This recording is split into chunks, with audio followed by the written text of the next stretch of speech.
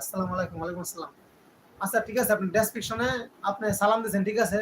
তারপরে আপনি কিছু লিখে দিবেন বিস্তারিত। আপনি কি রিলেটেড ভিডিও বানান, যে আমি এই ভিডিও আপলোড করে এই চ্যানেলে আপনারা সবাই আমার চ্যানেলটা সাবস্ক্রাইব করবেন, ভালো লাগলে ভিডিও কিছু লিখে দেবেন বিস্তারিত, যেন মানুষ ডেসক্রিপশনটা দেখে যেন বুঝতে পারে যে এই দোকানে এই প্রোডাক্টগুলো পাওয়া যায়, মানে এই চ্যানেলে এই ভিডিও পাওয়া যায়। ওকে, তারপর আপনি ডেসক্রিপশনে যে কাজটা করবেন, আপনার যে অন্যান্য সোশ্যাল মিডিয়ার লিঙ্কগুলো আছে, যেমন TikTok, Facebook ID, Facebook page, Instagram, mail, এগুলো আপনার ডেসক্রিপশনের লিঙ্কে অ্যাড করে রাখবেন। আপনি যদি না জানেন যে আপনার ইউটিউব চ্যানেলের ডেসক্রিপশনে কিভাবে অন্যান্য মিডিয়ার লিঙ্কগুলো অ্যাড করবেন, না জানলে আমার চ্যানেলে ভিডিও আছে, একটা ভিডিও দেখে নেবেন, দেখে আপনি আপনার অন্যান্য সোশ্যাল মিডিয়ার লিঙ্কগুলো এখানে অ্যাড করে নেবেন। ওকে, আচ্ছা তারপর হচ্ছে যে আপনার লোগো লোগো ঠিক আছে, ব্যানার ঠিক নাই এবং ডেসক্রিপশনও ঠিক নাই, ঠিক আছে?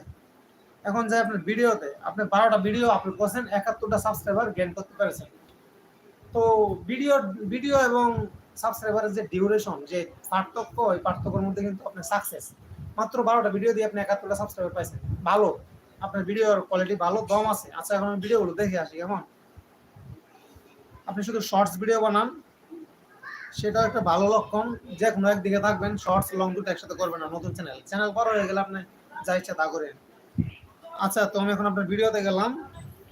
আপনার 12টা ভিডিওর মধ্যে যেটা পপুলার ভিডিও সেটা হচ্ছে 1K ভিউজ, 1000 ভিউজ। আমি আপনার ভিডিওটা আমি দেখতে চাই এবং আমার অডিয়েন্সদেরকে দেখাতে চাই আপনার ভিডিওটা।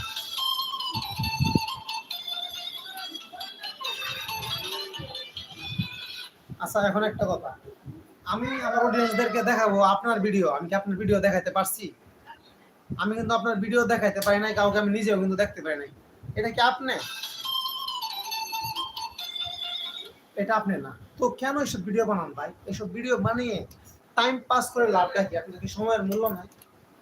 আপনার কি সময়ের মূল্য নাই? এই যে একটা দিন যাচ্ছে, এই দিনটা কিন্তু আপনার সামনে আর পাবেন না। যায় দিন ভালো, আসে দিন খারাপ, সেটা আমরা সবাই মোটামুটি জানি। সামনে যে আপনার দিনগুলো আসবে কঠিন, ভয়াবহ, আপনার আমার সবার। আপনি পারবেন না 2 বছর, 2 বছরের একটা চিন্তা ভাবনা নিয়ে একটা চ্যানেল ক্রিয়েট করবেন, 2 বছর সময় নিতে পারবেন না। আপনি পারবেন না আমার মতো একটা প্রথমে লাইভ দেখে আপনার ইউটিউব চ্যানেলটা চেকিং করাতে পারবেন না, সময় আপনি পাবেন না। কদিন পর বিয়ে সাথে করবেন, বাচ্চা কাচ্চা হবে, একটা ফ্যামিলির প্রেশার যখন আপনার উপর ক্রিয়েট হবে, তখন কিসের ইউটিউব চ্যানেল, কিসের লাইভ, কিচ্ছু মাথায় আসবে না, প্যারেশান থাকবেন। ঠিক আছে, তো দোয়া করে যেন প্যারেশান না থাকেন, যেন খুব ভালো থাকেন। তবু থাকা যায় না, যায় দিন ভালো, আসে দিন খারাপ, বুঝছেন ভাই? তো সময়ের মূল্য দেন না।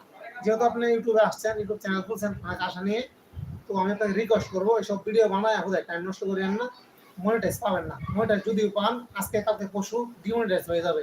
পাবেন না ভাই, পাবেন না। ভিডিও বানানো যদি এত সহজ হইতো, তাহলে আমি আর এত কষ্ট করে লাইভ করতাম না আমার ভিডিওর চ্যানেলের রিচ এঙ্গেজমেন্ট বাড়ানোর জন্য।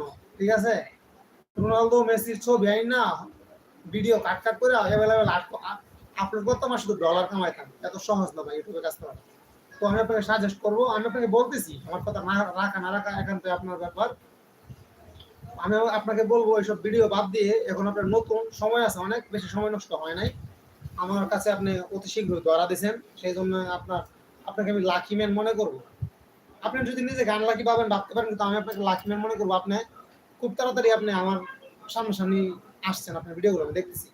অনেক ভালো সময় আছে সামনে, সবগুলো আপনার চ্যানেলটা হুইল পাউডার, সার্ফ এক্সেল, পচা সাবান, বিম সাবান সবকিছু দিয়ে একদম ক্লিন করে সব ডিলিট করে দেন, নতুন করে শুরু করেন। আপনি যদি খেলা রিলেটেড ভিডিও বানাইতেছেন, আপনি যদি গেম রিলেটেড ভিডিও বানান, খেলাধুলা যদি আপনার ভালো লাগে, তাহলে আপনি খেলাধুলা নিয়ে ভিডিও বানান। ঠিক আছে, খেলাধুলা নিয়ে আপনি বয়স দেন, আপনার চেহারাটা সামনে থাকবে, কিছু বলেন না। সাকিব আল হাসানকে, সাকিব আল হাসানের নামে মামলা হয়েছে, পুলিশ ধরবে নাকি ধরবে না, আপনি বিস্তারিত আলাপ করেন না ক্যামেরার সামনে, ফেস টাইম না, কুমার আইন না, কিছু বলেন যে বন্ধুরা আমাদের বাংলাদেশের বিশ্বসেরা অলরাউন্ডার সাকিব আল হাসান, তাকে আহ, তাকে গার্মেন্টস কর্মী মানে মারা যাওয়ায় তার নামে মামলা হয়েছে। তখন আর কি মনে করেন, সাকিবের কি সাজা হওয়া উচিত? হাফিজ আপনি বলবেন, আপলোড করবেন, আস্তে আস্তে দেখবেন কোন একটা ভিডিও ভালো রিচ পাওয়া গেছে, খেলা খেলা জমে গেছে। আর এসব মেসি নেইমারের ভিডিও দিলে, এসব ভিডিও দিলে কি হবে? আপনার আমি চিনবো? আপনার ফেস ভ্যালু তৈরি হবে? আপনি প্রতি মাসে 1 কোটি টাকা ইনকাম করেন, কিন্তু আপনারা কেউ চিনলই না, কোনো লাভ আছে? ফেস ভ্যালু তৈরি করেন, আপনার ফেসটা যখন মানুষে চিনে ফেলবে, তখন আপনি যে ভিডিও দেন সেই ভিডিও পাবলিক খাবে। ঠিক আছে, ফেস ভ্যালু তৈরি করেন, আপনারা পিছন ফিরে দেখাতে হবে না। তো আশা করছি সিদ্ধার্থ তামামি ভাই আপনি বুঝতে পারছেন। হ্যাঁ, আর আমার কথা কষ্ট পাবেন না প্লিজ। ওকে, তারপর আমি চলে যাব নেক্সট কোড